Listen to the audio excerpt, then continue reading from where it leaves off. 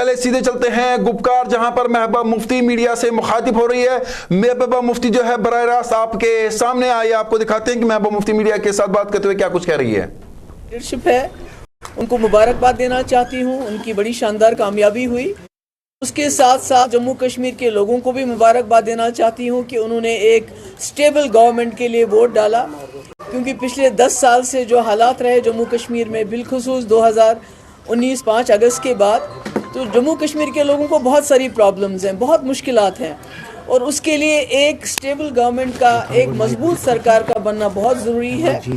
मैं जो हमारे PDP के जो हमारे लीडर्स हैं, वर्कर्स हैं, जिन्होंने हमें बहुत मुश्किल हालात के बावजूद वोट डाला, उनकी भी बहुत शुक्रगुजार हूँ, और उनसे यही अपील करूँगी कि हिम्मत नहीं हारनी चाहिए।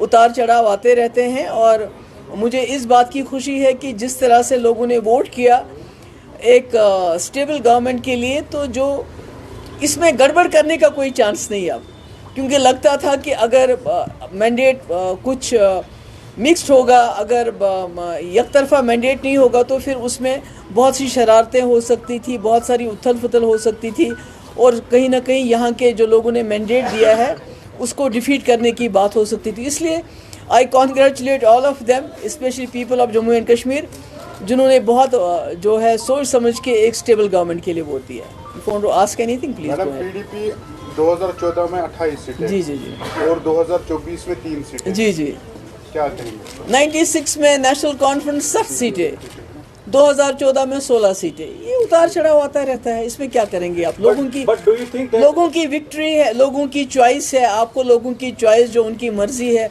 उसकी कदर करनी चाहिए, उनकी इज्जत करनी चाहिए। जमहूरियत में तो यही होता रहता है।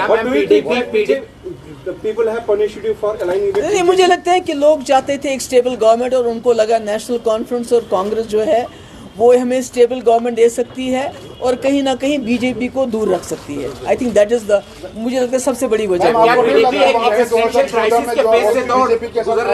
सॉरी जी, 2014 में आपने जो बीजेपी के साथ, मैं कहती हूँ वो तो बाद की बात है, अब क्या हुआ, पर मेरा ये है कि जम्मू कश्मीर के लोगों ने एक स्टेबल गवर्नमेंट के लिए वोट डाला, जो उनको लगा कि नेशनल कॉन्फ्रेंस और कांग्रेस एक गवर्नमेंट, स्टेबल गवर्नमेंट दे सकती है, और बीजेपी का मुकाबला डट के कर सकते हैं, तो उसके लिए उन्होंने वोट दिया। मैम, आपने कहा आपके बगैर यहाँ पर सेक्युलर सरकार नहीं बनेगी, तो अब क्या लग रहा है? नहीं, अब तो मेरे ख्याल में बहुत अच्छी, मैं तो कह रही हूँ कि लोगों को मुबारकबाद दे रही हूँ कि उन्होंने हंग असेंबली को नहीं चुना, एक स्टेबल गवर्नमेंट के लिए वोट दिए, ये तो मुबारकबाद है लोगों के लिए।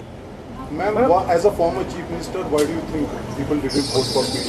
नहीं, मैं तो बार बार वही बात कह रही हूँ कि नेशनल कॉन्फ्रेंस और कांग्रेस का लग रहा था कि वो गवर्नमेंट बना सकते हैं, मिलजुल के एक स्टेबल गवर्नमेंट बना सकते हैं, और जम्मू कश्मीर के लोगों ने, खासकर कश्मीर के लोगों ने चुना कि हम एक तरफा वोट दे के एक स्टेबल गवर्नमेंट को वोट दें, कि उन्होंने अपोजिशन से ज़्यादा सरकार को वोट देने का जो फैसला किया। मैम, बहुमत का आंकड़ा चूंकि 48 हो जाएगा, ऐसे में अभी पूरी फाइनल रिजल्ट नहीं आए हैं, अगर जरूरत पड़ती है बीडीपी के 2-3 विधायकों की, देखिए, मुझे लगता है कि नेशनल कॉन्फ्रेंस और कांग्रेस 50 तक पहुंच जाएंगे। ये मेरा अपना, ये आज का नहीं है, ये मेरी एक हफ्ते से पहले मेरी एनालिसिस है कि कांग्रेस और NC को किसी की ज़रूरत नहीं पड़ेगी सपोर्ट की।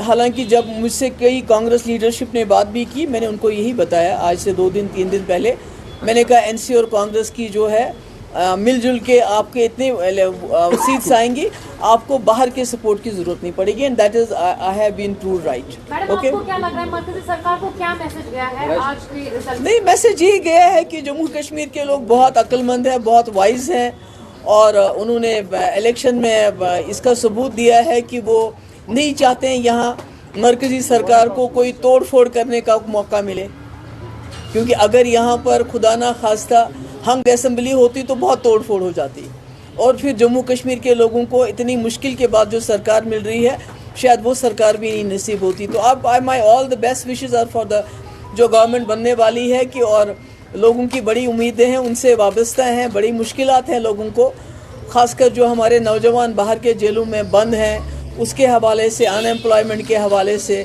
बिजली के हवाले से। तो मैं उम्मीद करती हूँ कि इतना बड़ा मैंडेट उनको मिला है, वो लोगों की जो उनसे जो उम्मीदें हैं उन पे पूरा उतरेंगे। Thank you so much. कौन सी वजह रही आपके हिसाब से जो जम्मू कश्मीर के लोगों से कम्युनिकेशन आप नहीं बिठा पाई? सॉरी मैम, वो ऐसी कौन सी वजह नहीं, कोई कम्युनिकेशन नहीं है, लोगों की चॉइस है।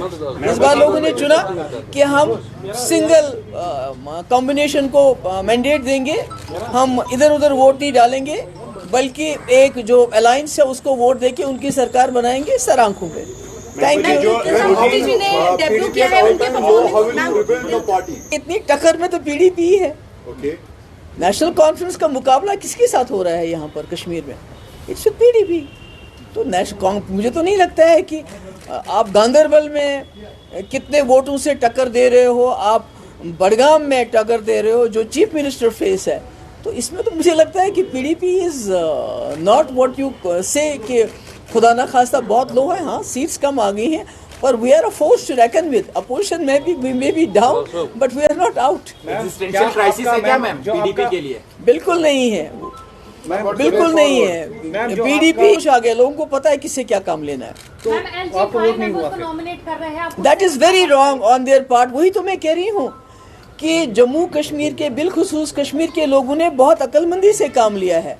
अब सोच लिया अगर ये मैंडेट फ्रैक्चर्ड होता तो वो 5 मेंबर्स कितने रेलेवेंट हो जाते, और जो सरकार लोगों ने चुनी वो सरकार बनती ही नहीं, बल्कि वो सरकार बनती जो बीजेपी चाहती। तो ये तो बड़ा बुरा है जो एलजी ने किया है कि नॉमिनेट किया। ये नहीं करना चाहिए, ये इमोरल है, अनकॉन्स्टिट्यूशनल है मेरे हिसाब से। जो 2019 के बाद पार्टी स्प्लिट हुई थी उसमें सारे वर्सेस यानी कि ऑल वर्सेस नेशनल कॉन्फ्रेंस हमने देखा। क्या आपको लग रहा है कि ये नहीं, मुझे तो नहीं लगता। मुझे लगता ऑल वर्सेस पीडीपी था, क्योंकि नेशनल कॉन्फ्रेंस, कांग्रेस, बाकी जमातें तो एक साथ थी। ये तो ऑल वर्सेस पीडीपी था, इंक्लूडिंग बीजेपी गवर्नमेंट, जिन्होंने हमारी पार्टी की इतनी तोड़ फोड़ की, इतनी तोड़। अगर 40 मेंबर किसी और पार्टी से निकले होते, x ministers, legislators, member parliaments, वो पार्टी तो कहीं नजर ही नहीं आती। हम तो आज भी टक्कर दे रहे हैं, लड़ रहे हैं।